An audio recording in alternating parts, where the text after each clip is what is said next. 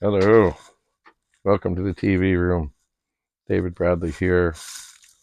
So, earlier on, I did another little quick video on how to load a program from a data set into most any Commodore machine. That's all well and good and dandy. But just suppose you load something in and then you make changes to it and you want to save it. Well, it's actually very similar to load. First of all, if you've made changes to a program, you do want to put a different data set into the data set, tape into the data set, and make sure it's rewound. And, everyone always says you got to make sure you have it off the leader so it actually works right.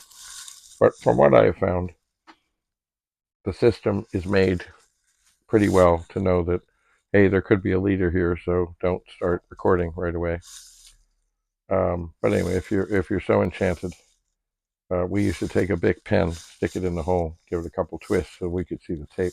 But anyway, say you write a program called Punter,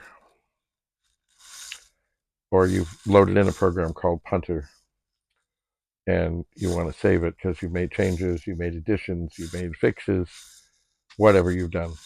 Take a new tape, make sure it's in there, make sure it's happy, and then just type in, I quote exactly, SAVE, quote, a double quote,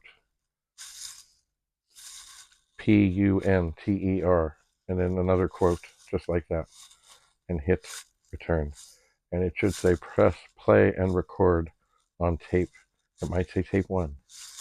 Whatever, regardless, press play and record on your data set, and then it will say, yes, saving. And assuming it has saved it, then it's all good. Now, there is also, if you're not sure that it has saved it, then we'll talk about that next time. Have a lovely day. Bye for now.